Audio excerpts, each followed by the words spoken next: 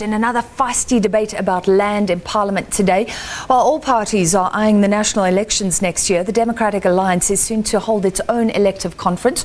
Party leader Mmusi Maimane says that he will stand for re-election in April because he believes his party has achieved many successes under his leadership. But the DA has suffered a few blows of late. The EFF has warned that it will punish the DA for its opposition to land expropriation by pushing for a motion of no confidence in Nelson Mandela Bay Mayor Athol Trollip, effectively scuppering a coalition that has allowed the DA to hold key posts in that metro.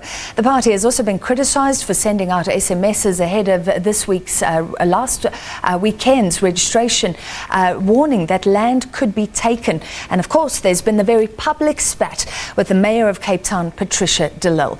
Well, we're joined by DA leader Mmusi Maimane from our studios in Parliament. Thank you for being with us, Mr. Maimane. Firstly, your response, I guess, to what the President today had to say, calling it swart gevaar electioneering. I think that was a clear reference to DA SMSs. We had the head of ANC elections here yesterday saying that you're running a very desperate campaign, that it's very dirty and very below the belt. Your response? Good evening, and thank you so much for having us. Firstly, you know, when people are used to stealing, they say there's a nice way of stealing private property from people. There's no nice way of stealing. Expropriation without compensation, without using fancy words, is taking property from people and giving it to the state and saying you are not going to pay for it. Now, expropriation does happen for any other government, but our constitution in section 25 made it particularly clear that it needs to be just and equitable compensation for it, and it must be used for public good. Why are we asking black South Africans who suffered under the 1913 Land Act and what apartheid meant, which was a systemic disruption of wealth transfer, are we asking them in 2018 to say, now we want you to be tenants in the state? When Mr. Malema goes out publicly and says that title deeds will be a thing of the past, what does he mean by that without saying he's going to take land and give it to the state? I want for land to be given back to black South Africans. I want black South Africans to own land, but I want them to own it in their own right as individual, which is what Section 25 says. And therefore, there's no sensationalism, there's no other actions, there's no threats or anything. It's about, in fact, saying to the people of this country, your right to own property is so important that you must come out to register to vote, but also you yourself must be able to be an owner in your own right. Are you not being disingenuous? Because let's get this clear. There's still a constitutional committee that's going to look at whether the constitution changes in the first place. The EFF wants the state to own all land, but that's not stated ANC policy.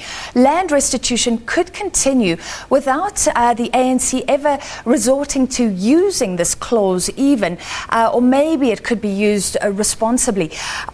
This seems so off the charts to release messages saying that the ANC and EFF are working together to take all private homes and land, all of it. Is that not fear-mongering? When you read the resolution that was passed in Parliament, it states categorically that, in fact, we want to amend Section 25 of the Constitution. The ANC's stated position is that expropriation without compensation must take place. The ANC has a history of being able to defend criminality. They defended Jacob Zuma. So why would I suddenly think that when they pass a resolution such as that one, along with passing a resolution to nationalize the Reserve Bank, along with the prospect of other policy positions that they're going to take, when you raise the flag to say, look, its long-term trajectory could mean this. When you expropriate without compensation and you ultimately mean the state is the custodianship and you vote in Parliament to support that particular discussion, how else is there a way of framing the discussion? I think what is important for us to note is what is the long-term issue here? What do we want? Section 25 protects private property rights and in fact doesn't stop the government from doing a land reform program. When President Kgalema Motlanthe tabled his high-level panel report, which notably the president today didn't want to comment on, he said in that report the issue behind expropriation or the issue behind land reform and land restitution is hindered by corruption, incompetence, an incapable state, and the lack of a budget. He does not say that it's the constitution that's the problem. So if we want to fix things, let us deal with corruption, let us deal with the competence of the department, and ensure that South Africans can own land in their own rights. That's what helps economic growth. All right, you responded in Parliament. Let's see if we can get what the President was saying and just reiterate your response. I'd like to ask one more question in this regard, but he was calling it, President Cyril Ramaphosa, a return of swart gevaar electioneering. Let's take a listen to that. We should not pretend that there is anything revolutionary in encouraging our people to illegally occupy land, nor should we resort to the kind of swart gevaar electioneering that some parties have resorted to. Let us engage in this debate as a nation. I invite all those who are angry, all those who are anxious, all those who are uncertain, and some who are excited, and those who are inspired to be part of a finding of a solution on this issue. Mr. Maimane, therefore, my last question. Firstly, mass expropriation on a massive scale is not a done deal at all. You're opening yourself up to criticism like that. Do you not regret this campaign? Are we not going back to the days when people were putting bully beef in their cupboards? There's fear-mongering, there's WhatsApp groups. I've seen incredible global blogs that seem to be just sparking a sense of fear. Are you not part of that push right now? Not at all. In fact, what the president wants to call whatever he's calling it, I wish he'd come up with better plans. You know, I go all over the world to attract investment to South Africa and talk to people about the metro governments where we're at, about how they can invest. When you look an investor in the eye and says, by the way, the South African Parliament is considering amending the constitution to take away private property rights, there's a decline in investment. There's no country in the world that has in fact been able to expropriate land without compensation and ended up with a growing investment, a higher GDP, and enhancing and decreasing the levels of poverty. In fact, the opposite happens. Why are we wanting in South Africa to go that route? What I dream for South Africa is that actually people must be able to own land in their own rights. We must ensure that ultimately investment comes here by ensuring that private property rights are in place.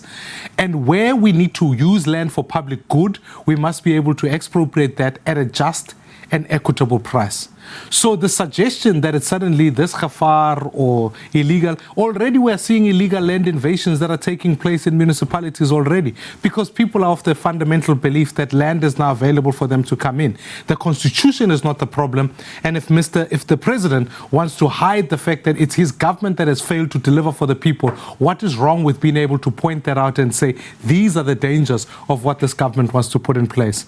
We have a long-term project. We agreed in '94 around the constitution. This is not the time to be amending the constitution. This is the time to be saying what policy failures are we there. And you know why? I actually believe fundamentally we must go to the court and test the fact that we have now jurisprudence that can ensure that we move land and put it in the hands of South Africans so that they can advance the public good. The problem is not the constitution, it's an incapable government and a government that has failed the people of this country. All right, Mr. Maimane, let's move on from land. As DA leader, you've claimed success. You're up for re-election. The EFF, however, warning of a motion of no confidence in Nelson Mandela. Are you not scared that this could lead to the DA possibly losing control in other big cities? There's Tshwane, there's Johannesburg. Your reputation has been damaged, you've got to admit, because of the water issue in Cape Town. Is this not a party feeling a little bit vulnerable right now? The party is strong. I think the policies of the DA have been such that have seen the DA grow since 1994 as a party that stands for genuine alternatives. And when it comes to the EFF removing Athol Trollip because he's white, and is removing him because they are saying they want to so-called punish the DA for not agreeing with them, how is that democratic? When people went out to the electorate, they didn't just vote for the DA because of the color blue. They voted for the DA because they wanted a party that stands for private property rights, that will defend institutions, and will run clean governments. So now when a party says, no, you must change who you are to become like us, otherwise you're not into government, is that not betraying the voters of Nelson Mandela Bay or Johannesburg? We are not going to sell out to the ANC and simply say to ourselves, look, we are simply allowing ourselves to now be bought and say we'll agree on policy, etc. Actually, it's important that you stand up for what you believe. Voters must respect you to say when you say you are going to do something, you will do it. Now, when it comes to the city of Cape Town, when somebody stands up and says, look, your audit opinion has regressed, there are some serious allegations, are you not, as a responsible organization that stands for principle, to say you are going to ask the political principles there to account? It was true on every other issue, whether it be a drought, whether it be whatever, that you are going to always make sure that your governments deliver for all the people, they stand for their integrity, and we make sure where we are, we will always hold ourselves to higher standards than the ANC. Therefore, I believe the electorate who are sitting at home recognize the fact that this is a party you can trust. When they say they'll deal with corruption, even when it was tough for us in the city of Johannesburg, and we find some of our own people who had done some things that were wrong, we took deliberate and strong action. It will be the same in Nelson Mandela Bay. It will be the same anywhere else we govern. Well, let's go to Cape Town, where you would have liked Patricia De Lille to be gone right now. But the fight goes on. It's dragged on and on and on. Does that say anything about your leadership? It says this. It says we're a party of institutions. We're the party of the rule of law. It says that, in fact, when we went to Patricia De Lille, we asked that the caucus was allowed to, in fact, move a motion of no confidence. They're entitled to do that because it's the caucus that elects the leader. But institutional democracy says that, unlike where the ANC failed to tell Jacob Zuma what he had done wrong, we want to allow our Federal Legal Commission to take action and hold on to it. Is it frustrating to me? Absolutely. Do I wish it was done much earlier? Absolutely. But it's the same as a court case. It's the same as, in fact, when you go through a legal issue, you simply have to allow both sides of the story to be heard, and you must stand up strong for your institutions. Now, in future, post this Congress, we will be able to put together processes that ensure that these things don't drag on for long. But I operate within the constitutional provisions of the DA and ultimately must respect them, because if a leader is above the rule of law, you end up with a situation like Jacob Zuma, rather than, in fact, leadership that leads the whole organization and upholds institutionalism. You did manage to remove her from her role as the leader of drought efforts. You stepped in like a hero at the end of January, I think, saying that we've managed to defer day zero. And I think there's a growing suspicion that day zero in Cape Town has been used, perhaps by the DA, to manipulate people. Your response? I've never heard the worst level of disingenuous information than before to say day zero does not exist. Water in this country, but the majority of municipalities depend on what we call surface water, which is rainfall water. That water is stored in a dam. If there is no rain and there is high consumption, that resource will run out. So the suggestion that there's no such thing as day zero is, in fact, people who are trying to be denialists of a reality. Because if there was no such thing as day zero, let me take you to communities in Limpopo, where day zero has effect. There's no water coming out of those taps because the municipalities are simply incompetent and have failed to do their job. Let's go to KZN and you'll discover exactly the same. Let me take you to the Eastern Cape, where people have been sharing water with animals. So anyone who suggests that the concept of day zero is not existent, they are not aware of the national issue of water. Coming back to the campaign in Cape Town, it was not a question of manipulating the municipality. It was in fact me as leader of the DA saying the governments that we've got in the Western Cape account to the federal executive and therefore ultimately account to me. I have the right to be able to call the political principles in place and say, how are we communicating? What education are we giving to voters? And can we ultimately make sure that we avert this particular crisis? And when we came in, if you can recall at the time, day zero was scheduled for the 11th of April, using a very scientific calculation that measures the use of water, the depreciation thereof thanks to natural climate, and ultimately what augmentation plans are there. I asked the political principles to account and say, are you going to augment water? Can we, together with the people of Cape Town, actually work hard to reduce consumption and ultimately make sure that we avert this issue? And I want to thank not only the government of the city of Cape Town and the province of the Western Cape, but the people of Cape Town. They showed incredible resilience. Cape Town uses 1.2 billion litres of water per day ordinarily. Cape Town will be the first city in the world historically to have been able to reduce consumption to a point where it's at 510 million litres of water per day. It means that every resident is entitled to use 50 litres of water. Some of the cities in the world ended up where they thought was their best at 350 litres of water. Now we've reduced it down to 50 litres thanks to the residents. This demonstrates the capability of government and ensuring that rather than treating the decision or in fact the action to have moved day zero till next year, rather than treating it with a cynicism, let's rather welcome and celebrate Cape Townians for the work that they've done and hope that it rains in the winter period, because that's going to be important, and that the national government, the water ministry, sticks to its commitment of the water allocation that it had given, and make sure that the national department actually does its job of expanding dams so that we can capture more water, so that we never across the country ever have to talk about day zero. I am as mortified as anybody else. We're running out of time, so I have to throw something at you. I wish we could talk about water extensively. I have so many more questions. But I do want to ask you, I presume that you are confident that you will be re-elected DA leader, but why don't you want a successor? If I look at it, a lot of parties have really come apart when there's a transition with no clear succession plan, no clear successor in place. Are you not setting the DA up for failure in future? And may I ask you to be brief? The DA has had successful transitions of leadership, from Tony Leon to Helen Ziller, from Helen Ziller to Mmusi Maimane, without having a deputy leader. And in fact, our electoral congresses have been the most peaceful, have been the most successful.